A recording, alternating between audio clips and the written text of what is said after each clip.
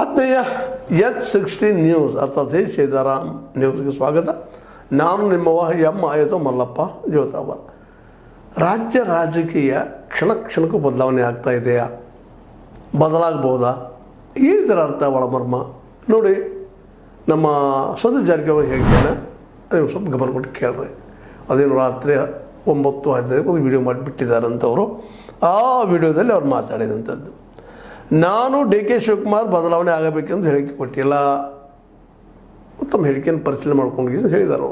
ಅವ್ರು ಬದಲಾಗಬೇಕು ಹೇಳಿಕೆ ಕೊಟ್ಟಿಲ್ಲ. ಪಕ್ಷ ಸಂಘಟನೆ ದೃಷ್ಟಿಯಿಂದ ಸಲಹೆಗಳು ನೀಡಿದ್ದೇನೆ, ಕೆಲವು ಸಲಹೆಗಳು ನೀಡಿದ್ದೇನೆ. ಪಕ್ಷದ ಸಂಘಟನೆ ದೃಷ್ಟಿಯಿಂದ ಬಲಿಷ್ಠ ಆಗಲಿ ಅನ್ನೋ ದೃಷ್ಟಿಯಿಂದ ನನ್ನ ಹೇಳಿಕೆಯನ್ನು ತಪ್ಪಾಗಿ ಅರ್ಥೈಸಿಕೊಳ್ಳಲಾಗಿದೆ ಅಂತ ಸ್ಪಷ್ಟಪಡಿಸ್ತಾ ಇದ್ದಾರೆ. ಅಂದರೆ ಇದರೊಳಗೆ ನಮ್ಮ ಮೀಡಿಯಾದವ್ರದ್ದು ದೋಷನೂ ಇರ್ಬೋದು ಅನ್ನೋದು ಅದು ಮಾತು ಇರಲಿ. ಅವ್ರ ಹೇಳಿಕೆಯನ್ನಾದರೂ ನಾವು ನೋಡೋಣ. ಈಗ ಈ ಮಾತು ಯಾಕೆ ಬಂತು ಅನ್ನೋದಕ್ಕೆ ಒಂದಿಷ್ಟು ಕಾರಣ. ಮತ್ತಷ್ಟು ನೀವು ಸತ್ಯದ ಹುಡುಕಾಟದಲ್ಲಿ ಮುಂದೆ ಹೋದಾಗ ನಮ್ಮ ಸಿದ್ದರಾಮಯ್ಯನವರು ಈ ಸತೀಶ್ ಅವರ ಹೇಳಿಕೆಗಳ ಬದಲಾಗಿ ಒಂದಿಷ್ಟು ದೆಹಲಿಯಲ್ಲಿ ಏನಪ್ಪ ಅಂದರೆ ಇಂಟರ್ವ್ಯೂ ಕೊಟ್ಟಿದ್ದಾರೆ. ಅದಕ್ಕೆ ಅವ್ರು ಹೇಳಿದ್ದಾರೆ ಈ ಬಗ್ಗೆ, ಅಂದರೆ ಅಧ್ಯಕ್ಷರ ಬದಲಾವಣೆ ಬಗ್ಗೆ ನೀವು ಸತೀಶ್ ಅವರನ್ನೇ ಕೇಳಬೇಕು. ನಮ್ಗೆ ಗೊತ್ತಿಲ್ಲಪ್ಪ, ನಾವೇನು ಬಂದ್ ಮಾಡೋಕ್ಕೆ ಹೊಂಟಿಲ್ಲ, ಸತೀಶ್ ಅವ್ರನ್ನ ಕೇಳ್ರಿ. ಆದರೆ KPCC ಅಧ್ಯಕ್ಷ ಬದಲಾವಣೆ ಮಾಡಬೇಕೇ ಅಥವಾ ಬೇಡವೇ ಎಂಬ ಬಗ್ಗೆ ಪಕ್ಷದ ಹೈಕಮಾಂಡ್ ತೀರ್ಮಾನ ತೆಗೆದುಕೊಳ್ಳಲಿದೆ. ನಾವು ಯಾರೂ ಅಲ್ಲ. ಅಧ್ಯಕ್ಷರು ಬದಲಾಗಬೇಕೋ ಬೇಡವೋ ಅದು ಹೈಕಮಾಂಡ್ ತೀರ್ಮಾನ ಮಾಡಲಿ, ಅದು ಮಾಡ್ತದೆ. ಅವರ ತೀರ್ಮಾನವೇ ಅಂತಿಮ. ಅವ್ರದ್ದು ಏನು ಡಿಸಿಷನ್ ಇದ್ದ ತೀರ್ಮಾನ ಇದ್ದದ್ರೆ ಲಾಸ್ಟ್, ನಮ್ದು ಯಾರ್ದಿಲ್ಲಪ್ಪ. ಅದ್ರ ಇದು ಭಾಳ ಸೂಕ್ಷ್ಮವಾಗಿ ಅನಾಲಿಸಿಸ್ ಮಾಡಬೇಕಾಗಿದೆ ಇವತ್ತು. ಯಾಕಂತಂದ್ರೆ ಡಿ.ಕೆ. ಶಿವಕುಮಾರ್ ಕಾಂಗ್ರೆಸ್ ಪಕ್ಷದಲ್ಲಿ ತನ್ನ ಬೇರುಗಳನ್ನು ಸಾಕಷ್ಟು ಬಿಟ್ಟಂಥವ್ರು.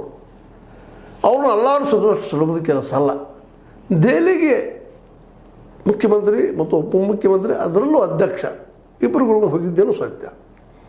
ಆದರೆ ದಿಲ್ಲಿಯಿಂದ ಬರೋ ಮುಂದೆ ಮರಳಿ ಬರೋ ಮುಂದೆ ನಮ್ಮ ಸಿದ್ದರಾಮಯ್ಯರು ಕೇಳ್ತಾನೆ, ಅವನು ಸರಿಸಿ ನೀವು ಹೋಗಿ ಬರಪ್ಪ ಮಾತಾಡ್ತಾನೆ ಅಂತೇಳಿ, ಅದು ಮತ್ತೇನು ಹೇಳ ಅವ್ರನ್ನ ಕಳಿಸಿ ನಂತರದಲ್ಲಿ ಅವರು ನಮ್ಮ ಆ ಸಂದರ್ಭ ಅದ್ರ ಪೂರ್ವದಲ್ಲೂ ಅಧ್ಯಕ್ಷರು AICC ಅಧ್ಯಕ್ಷರಾದಂಥ ಖರ್ಗೆ ಅವ್ರ ಭೇಟಿಯಾಗಿ ಇಲ್ಲಿ ಸಚಿವರು ಯಾವ ರೀತಿ ಮಾತಾಡ್ತಾ ಇದ್ದಾರೆ, ಅವರು ಊಟ ಮಾಡುವಂಥದ್ದು, ಭೋಜನ ಕೂಟಗಳು ಮಾಡುವಂಥದ್ದು, ಅಲ್ಲಿ ಏನು ನಡೀತಾ ಇದೆ, ಇದರಿಂದಾಗಿ ಪಕ್ಷದಲ್ಲೇ ಮತ್ತು ಜನರಲ್ಲೇ ತಪ್ಪು ಅಭಿಪ್ರಾಯ ಹೋಗ್ತದೆ.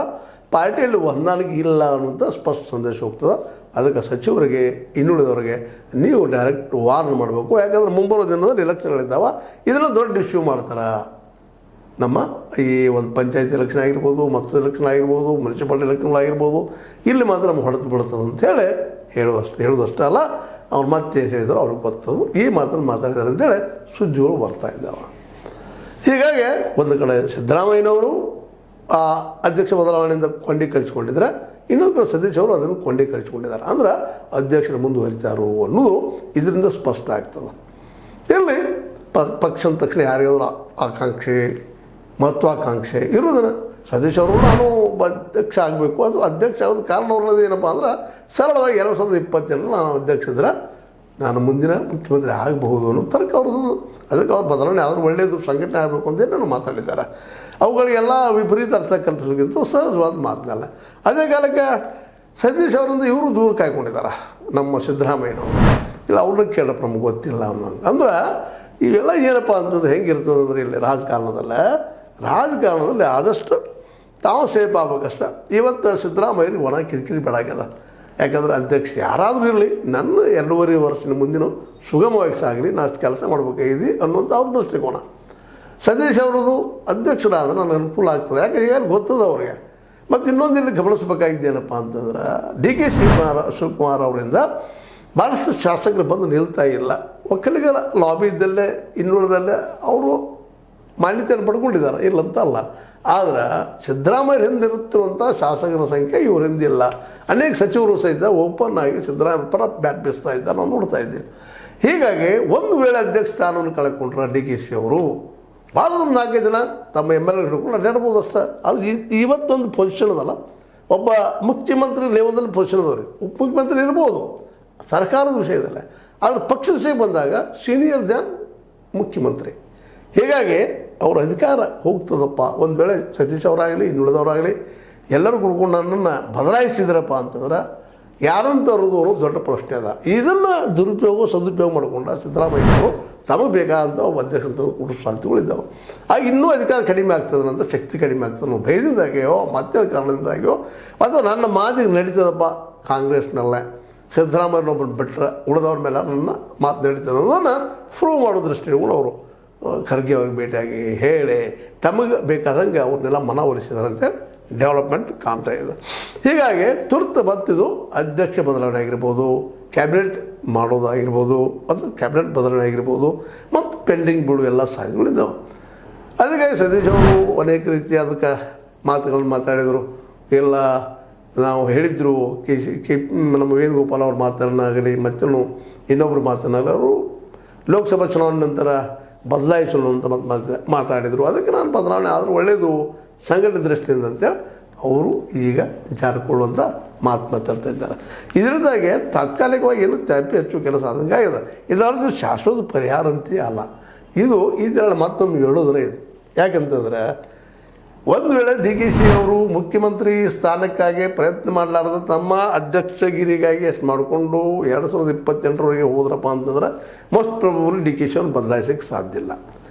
ಅವರೇನಾದರೂ ಮತ್ತೆ ಮುಖ್ಯಮಂತ್ರಿ ಜಾಗದಲ್ಲಿ ಟವರ್ ಹಾಕಕ್ಕೆ ನೋಡಿದ್ರಪ್ಪ ಅಂತಂದ್ರೆ ಮತ್ತೆ ಶುರುವಾಗುವಂಥದ್ದು ಇಷ್ಟಾದ ಇದ್ರೊಳಗೆ ಮತ್ತೇನಿಲ್ಲ. ಯಾವ ರೀತಿಯಾಗಿ DKC ಅವ್ರನ್ನ ಕಂಟ್ರೋಲ್ ಮಾಡಬೇಕು ಅನ್ನೋದು ಪೂರ್ತಿ ಪ್ಲ್ಯಾನ್ ಸಿದ್ದರಾಮಯ್ಯ ತೆರೆಯಲ್ಲಿ ಅದ. ಅದಕ್ಕಾಗಿ ಅವ್ರು ಏನು ಮಾಡ್ತಾರೆ, ತಮ್ಮ ಒಬ್ಬ ಫಾಲೋವರ್ಸರನ್ನು ಮುಂತಂದಿಟ್ಟು ಚೆಕ್ಮೇಟ್ ಹಾಕ್ತಾ ಇರ್ತಾರೆ. ಇದರಿಂದಾಗಿ DKC ಅವ್ರಿಗೆ ಇನ್ನಷ್ಟು ಮುಖ್ಯಮಂತ್ರಿ ಆಗುವ ಭರವಸೆ ದೂರ ಆಗ್ತಾ ಹೋಗೋ ಸಾಧ್ಯತೆಗಳು ಇದ್ದಾವೆ. ಅದಕ್ಕೆ DKC ಅವ್ರು ಹಚ್ಕೊಳ್ಬೇಕಾಗಿದೆ ಇವತ್ತು ಸಿಂಪಲ್ಲಾಗಿ. ಮುಖ್ಯಮಂತ್ರಿ ಸ್ಥಾನದ ಕನಸನ್ನು ಈಗ ತುರ್ತು ಬಿಡುವಂಥದ್ದು 2028ರಲ್ಲಿ ತಾವು ಗೆಲ್ಲಿಸ್ಕೊಂಡು ಬರಬೇಕು. ಗೆಲ್ಲಿಸ್ಕೊಂಡು ಬಂದಾಗ ಸ್ವತಃ ಅವರು ಅಲ್ಲಿ ಸಿದ್ದರಾಮಯ್ಯರಂತೆ ಇದು ಲಾಸ್ಟ್ ಚುನಾವಣೆ, ಲಾಸ್ಟ್ ದಿನಗಳು ಅಂತ ಹೇಳ್ಕೊಡ್ತಾ ಇದ್ದಾರೆ. ಅವ್ರನ್ನ ಬದುಕಿ ಸೇರಿಸಿದ್ರೆ ಅಲ್ಲಿ ಮತ್ತೆ ಇವ್ರಿಗೆ ಎದುರಾಗಿ ನಿಲ್ಲುವಂಥ ವ್ಯಕ್ತಿ ಅಂತಂದ್ರೆ ಸತೀಶ್ ಅವರು. ಆದರೆ ಹೈಕಮಾಂಡದ ಪ್ರೀತಿ ಇರೋದು DKC ಅವ್ರ ಮೇಲೆ ಅನ್ನೋದು ಅಷ್ಟು ಸತ್ಯದ, ಸೂರ್ಯ ಪ್ರಕಾಶದಷ್ಟು ಸತ್ಯದ. ಯಾಕಂದ್ರೆ ಅವರು ಅಡುಗೆ ಮನೆಯವರೆಗೂ ತಮ್ಮ ವ್ಯಕ್ತಿತ್ವವನ್ನು ಬೆಳೆಸ್ಕೊಂಡ್ಬಿಟ್ಟಿದ್ದಾರೆ. ಮತ್ತು ಯಾಕೆ ಇದಕ್ಕೆ ಕಾರಣ ಅಂದ್ರೆ ಅವರು ಕಟ್ಟ ಕಾಂಗ್ರೆಸ್ಸಿಗರು ಅನ್ನೋದ್ರಲ್ಲಿ ಎರಡು ಮಾತಿಲ್ಲ. ಭ್ರಷ್ಟಾಚಾರ ಆರೋಪ ಬಂದು ಎಲ್ಲರ ಮೇಲೆ ಬರ್ತದೆ ಹೋಗ್ತಾ ಮತ್ತು ಬೇರೆ ಭ್ರಷ್ಟತೆಯನ್ನು ಮಾಡಲಾರಂಥ ಒಬ್ಬ ರಾಜಕಾರಣಿ ಇವತ್ತು ಯಾರಿದ್ದಾರೆ? BJPಯಲ್ಲೂ ಇಲ್ಲ, ಕಾಂಗ್ರೆಸ್ನೂ ಇಲ್ಲ. ಎಲ್ಲೋ ಒಬ್ಬರು ಅಕಲ್ಪ ಇದ್ರು ಯಾವುದೋ ಮೂಲಾಗಿದ್ದಾರೆ. ಅವ್ರಿಂದ ಏನೂ ಆಗೋದಿಲ್ಲ. ಒಂಟಿ ಧ್ವನಿ ಅದು ಏನು ಚಿರಿದಲ್ಲಿ ಪೂರ್ತಿ ಚೇರೋದು ಗಪ್ಪಾಗೋದು, ಚೇರೋದು ಗಪ್ಪಾಗೋದು ಬಿಟ್ಟು ಮತ್ತೇನೇನು ಆಗಲಿಕ್ಕೆ ಸಾಧ್ಯ ಇಲ್ಲ. ಹೀಗಾಗಿ ಇವತ್ತು DKC ಅವರು ಸತೀಶ್ ಅವ್ರಿಗಿಂತ ಒಂದು ಹೆಜ್ಜೆ ಮುಂದೆ ಹೋದ್ರೇನೋ ಅಂತ ಅನ್ನಿಸ್ತದೆ. ಬಟ್ ಆದರೂ ಸತೀಶ್ ಅವರು ಅಷ್ಟು ಸುಲಭವಾಗಿ ಈ ಒಂದು ತಾವು ಬಿಟ್ಕೊಂಡಂಥ ಗುರಿಯನ್ನು ಬಿಟ್ಟುಕೊಡುವಂಥ ವ್ಯಕ್ತಿ ಅಲ್ಲ, ಜಾಯಮಾನದವರಲ್ಲ. ಅವ್ರಿಗೂ ಸಹ ಸಾಕಷ್ಟು ಈ ಒಂದು ಹೈಕಮಾಂಡ್ ಮೇಲೆ ಪ್ರೆಷರ್ ಮಾಡುವಂಥ ಶಕ್ತಿಗಳಿದ್ದಾರೆ. ಅದರಲ್ಲಿ ಮುಖ್ಯವಾಗಿ ಸಿದ್ದರಾಮಯ್ಯರ ಬಲ ಅವ್ರಿಗೆ ಭಾಳಷ್ಟು ಅದ. ಸಿದ್ದರಾಮಯ್ಯರಿಗಾದರೂ ಸಹಿತ ತನ್ನ ನಂತರ ಸತೀಶ್ ಅವರು ಆಗಲಿ ಅನ್ನುವಂಥದ್ದು ಎಲ್ಲೋ ಮೂಲೆಯಲ್ಲೇ ಒಂದು ದೊಡ್ಡ ಪ್ರಾಬ್ಲಮ್ ಹಂಬಲದ. ಯಾಕಂತಂದ್ರೆ ಇವತ್ತು ಅವ್ರ ಸ್ವಂತ ಮಗ ಒಬ್ಬರು ಹಿರಿಯರು ತಿಳ್ಕೊಂಡು ಇದ್ದಾರೆ, ಸಣ್ಣವ್ರಂತೆ ಅದ್ರ ಕಡೆ ಆಸಕ್ತಿ ಇಲ್ಲ. ಹೀಗಾಗಿ ನಾವು ಅತ್ಯಂತ ಕಷ್ಟದ ಸಮಯದಲ್ಲೇ ಸಹಾಯ ಮಾಡಿದಂಥ ಸತೀಶ್ ಅವ್ರನ್ನ ಯಾಕಪ್ಪ ಅವ್ನು ಮುಖ್ಯಮಂತ್ರಿ ಮಾಡಬಾರ್ದು ಅನ್ನುವಂಥ ಯಾವುದೋ ಮೂಲೆಯಲ್ಲಿ ಆಶಯ ಅದು ಸಿದ್ದರಾಮಯ್ಯನವ್ರಿಗೆ. ಅದಕ್ಕೆ ಅವರು ನಾಳೆ ಪ್ರಬಲವಾಗಿ ಸತೀಶ್ ಅವ್ರ ಪರವಾಗಿ ವಾದ ಮಾಡ್ಬೋದು, ಇಲ್ಲಂತಲ್ಲ. ಆದರೆ DKC ಅವರು ಅಷ್ಟು ಸುಲಭವಾಗಿ ಮುಖ್ಯಮಂತ್ರಿ ಪದವಿಯನ್ನು ಬಿಟ್ಟು ಕೊಡ್ತಾರೋ ಅಂತೇಳಿ ನಂಬುದು ಕಡು ಕಷ್ಟ. ಯಾಕೆಂದ್ರೆ ಸತೀಶ್ ಅವರ ಏನು ಡೆವಲಪ್ಮೆಂಟ್ ಹೇಳಿಕೆಗಳಾಗಿದ್ವು ಅದನ್ನು 24 hours ಒಳಗನ ಅದನ್ನು ಬದುಕಿ ಸೇರಿಸುವಂಥದ್ದು, ಅದನ್ನು DKC ಅವರು ಬದುಕಿ ಸೇರುವಂಥದ್ದು ಡೆವಲಪ್ಮೆಂಟ್ ಆಗ್ಯದ. ಇದು ಇವತ್ತೊಂದು ಹಿನ್ನಡೆ ಆಗಿರ್ಬೋದು. ಆದರೆ ಸತೀಶ್ ಅವ್ರ ಜೊತೆ ಒಂದಿಷ್ಟು ಬುದ್ಧಿವಂತರು ಅಷ್ಟೇ ಅಲ್ಲ, ಒಂದು ಹೆಜ್ಜೆ ಮುಂದಿರಬೇಕಾದ್ರೆ ಒಂದು ಹೆಜ್ಜೆ ಹಿಂದೆ ಸರಿಸ್ಬೇಕಂತ ಹಂಗೆ ಹಿಂದೆ ಸರಿದಿದ್ದಾರೆ. ಅದರ ಅರ್ಥ ಇಷ್ಟ ಏನಪ್ಪ, ನಾನು ಸಮಯ ಬಂದ್ರೆ ಅದನ್ನು ನೋಡ್ತೀನಪ್ಪ ಅನ್ನುವಂಥ ಛಲ ಒಳ್ಳೆಯದು. ಹೀಗಾಗಿ ಈ ಇಬ್ಬರು ಛಲದಂಕಮ್ಮನರಲ್ಲಿ ಮುಂದಿನ 2028ರಲ್ಲಿ ಸಪೋಸ್ ಕಾಂಗ್ರೆಸ್ ಅಧಿಕಾರಕ್ಕೆ ಬಂದ್ರೆ ಇವರಿಬ್ಬರಲ್ಲಿ ಯಾರಾದರೂ ಮುಖ್ಯಮಂತ್ರಿ ಆಗ್ಬೋದು. ಉಳಿದವರಂತೆ ಕಾಂಪಿಟೇಷನ್ ಮೋಸ್ಟ್ಲಿ ಮಾಡಲಿಕ್ಕಿಲ್ಲ. ಯಾಕಂತಂದ್ರೆ KH ಪಾಟೀಲರಾಗಿರ್ಬೋದು, ಇನ್ನುಳಿದವರಾಗಿರ್ಬೋದು, ದೇಶಪಾಂಡೆ ಅವರಾಗಿರ್ಬೋದು, ವಯಸ್ಸಾಗಿದೆ, ಆಸಕ್ತಿನೂ ಇಲ್ಲ. ಮತ್ತು ಯಂಗ್ ಜನ್ರೇಷನ್ ಇವರು ಸೀನಿಯರ್ ಆಗಿದ್ದಾರೆ. ಹೀಗಾಗಿ ಅವಕಾಶಗಳಿದ್ದಾವೆ. ಇಬ್ಬರು ವೇಟ್ ಮಾಡಬೇಕಾಗ್ತದೆ. ಗಡಿಬಿಡಿ ಮಾಡಿದರೆ ಈಗ ಆದಂಥ ಅವಘಡಗಳು ಆಗ್ತಾ ಹೋಗ್ತಾ ಇರ್ತವೆ. ಇಬ್ಬರು ಬಲಿಷ್ಠರು, ಇಬ್ಬರು ಬುದ್ಧಿವಂತರು. ನೋಡೋಣ ನಾವು ಕಾದು ಯಾರಾಗ್ಬೋದು ಏನಾಗ್ಬೋದು ಅಂತೆಲ್ಲ. ಬಟ್ ತುರ್ತು ಮಾತ್ರ ಈಗ ಸಮಕುಸ್ತಿ ಅಂಥೇಳಿ ಹೇಳಬೇಕಾಗಿದೆ. ಒಟ್ಟಾರೆಯಾಗೆ ಇದು ಇತ್ತೀಚಿನ ಡೆವಲಪ್ಮೆಂಟ್ ಸತೀಶ್ ವರ್ಸಸ್ ನಮ್ಮ DKC. ಇವರಲ್ಲಿ ಯಾರು ಗೆಲ್ತಾರೋ ನೋಡೋಣ. ಅದು 2028ರ ಮಾತು. ಈಗಂತಿ ಅಧ್ಯಕ್ಷಗಿರಿ ಮಾತು ಮುಂದೆ ಹೋದಂಗೆ ಆಗ್ಯದ ಅಂತ ಅನ್ನಿಸ್ತದೆ. ನೋಡೋಣ ಮತ್ತೆ 2 ದಿನದಲ್ಲಿ ಏನು ಬದಲಾವಣೆ ಆಗ್ತದೆ ಅದು ನಿಮ್ಗೆ ಅಪ್ಡೇಟ್ ಮಾಡೋದು ನಮ್ಮ ಕೆಲಸ. ಅದ್ರ ಜೊತೆ ನಮ್ಮ ಅಭಿಪ್ರಾಯ ಹೇಳೋದು ನಮ್ಮ ಕೆಲಸ ಅಂತ ಹೇಳ್ತಾ ನಿಮ್ಗೆ ಲೈಕ್ ಆಗಿರ್ಬೋದು, ಲೈಕ್ ಮಾಡಿ, ಶೇರ್ ಮಾಡಿ, ಕಮೆಂಟ್ ಮಾಡಿ, ಜೊತೆಗೆ ಸಬ್ಸ್ಕ್ರೈಬ್ ಆಗೋದನ್ನು ನಿಲ್ಲಿಸ್ಲಿಕ್ಕೆ ಹೋಗಬೇಡ ಅಂತ ಹೇಳ್ತಾ H16 ನ್ಯೂಸ್ ಅಥವಾ ಹೇ ಸೀತಾರಾಮ್ ಇದು ಸತ್ಯದ ಕೈಗಿನಲ್ಲಿ ವಂದನೆಗಳು.